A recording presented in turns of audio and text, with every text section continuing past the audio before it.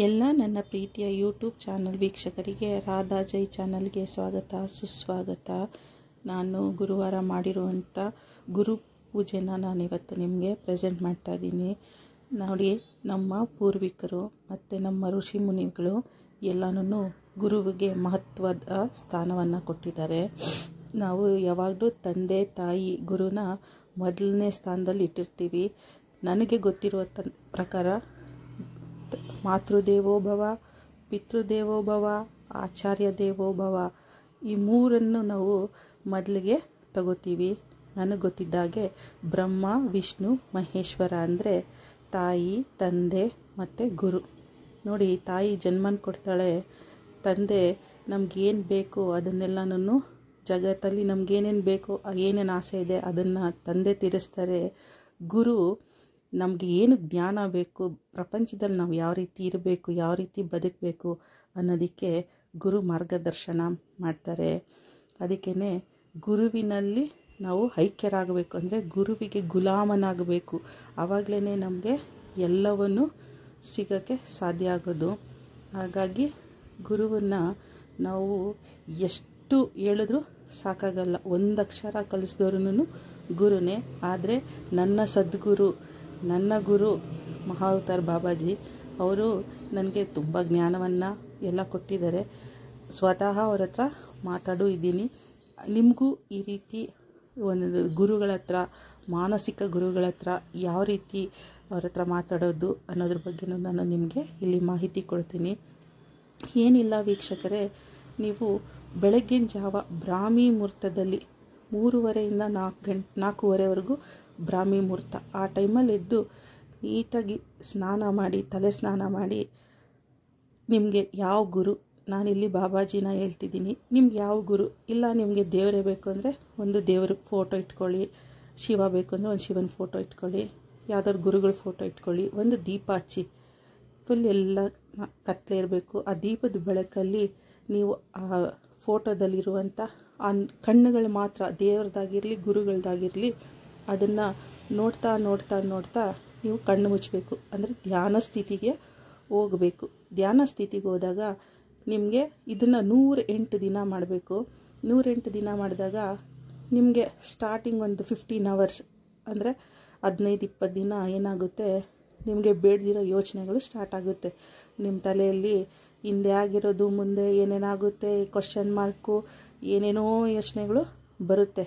ಅದೆಲ್ಲ ಬಂದಿದ್ದಾದಮೇಲೆ 15 hour ಆದಮೇಲೆ ಅದು ಸ್ಟಾಪ್ ಆಗಿಬಿಡುತ್ತೆ. ನೀವು ಯೋಚನೆ ಮಾಡ್ತೀನಿ ಅಂದರೆ ಯೋಚನೆ ಮಾಡೋಕ್ಕಾಗಲ್ಲ. ನಿಮ್ಮ ತಲೆಯಲ್ಲಿರೋ ಏನು ಈ ಫಿಲಮ್ದು ರೀಲ್ ಇರುತ್ತಲ್ಲ, ಆ ರೀಲೆಲ್ಲ ಫುಲ್ಲು ಕಂಪ್ಲೀಟಾಗಿ ಕ್ಲೋಸ್ ಆಗಿಬಿಡುತ್ತೆ.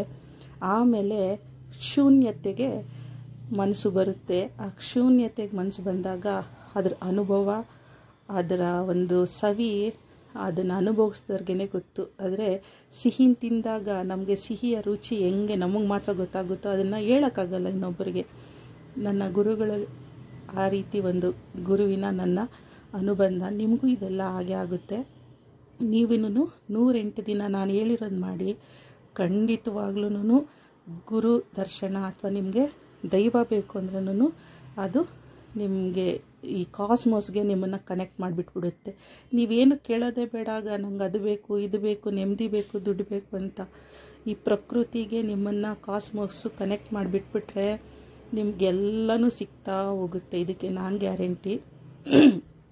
ಗುರು ಅನ್ನೋದೇ ಆ ರೀತಿ ಶಕ್ತಿ.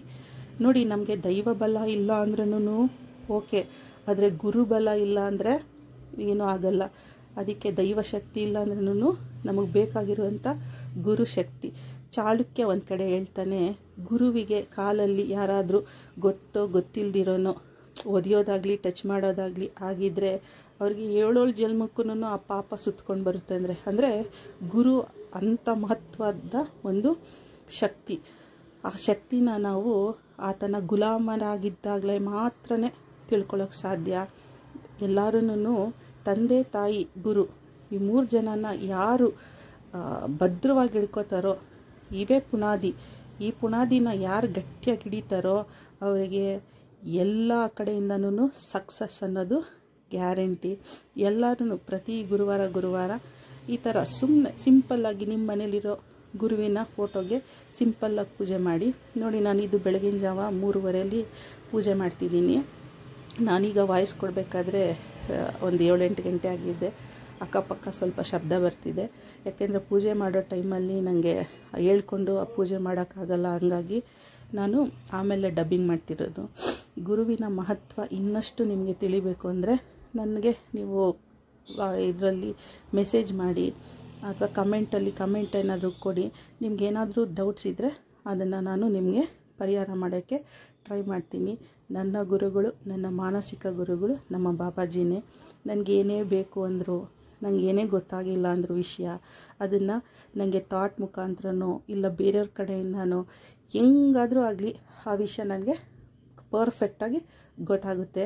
ಹಂಗಾಗಿ ಫಸ್ಟು ಎಲ್ಲ ಮುಖ್ಯವಾಗಿರೋ ಇದರಿಂದ ಘಟ್ಟದಿಂದನೂ ನನ್ನ ಕೈ ಹಿಡಿದು ನನ್ನ ಮುಂದಕ್ಕೆ ತೊಗೊಂಡು ಬರ್ತಿರೋದೇ ನನಗೆ ನನ್ನ ಬಾಬಾಜಿನೇ. ಅದೊಂದು ದೊಡ್ಡ ಕಥೆನೇ ಇದೆ, ಅದು ಇನ್ನೊಂದು ಸಲ ಹೇಳ್ತೀನಿ. ಬಾಬಾಜಿ ಮತ್ತು ನನ್ನ ನಡುವಿನ ಒಂದು ವಿಶೇಷವಾದ ಸಂದರ್ಭ ಯಾವ ರೀತಿ ಕೂಡ ಬಂತು, ಅವರಂದರೆ ನಾನು ಯಾಕೆ ಅವ್ರ ಫೋಟೋನ ತೊಗೊಬಂದಿಟ್ಟೆ, ಇದೆಲ್ಲನೂ ನಾನು ಇನ್ನೊಂದು ನಿಮಗೆ ವಿಸ್ತಾರವಾಗಿ ಹೇಳೋಕ್ಕೆ ಟ್ರೈ ಮಾಡ್ತೀನಿ. ಇದನ್ನು ನೀವು ತಿಳ್ಕೊಳ್ಳಿ. 108 ಸಲ ಇದನ್ನು ಮಾಡಿ ನಿಮ್ಗೆ ಒಳ್ಳೆ ಸಕ್ಸಸ್ಸು ಕಂಡೇ ಕಾಣ್ತೀರ. ಎಲ್ಲರಿಗೂ ಧನ್ಯವಾದ.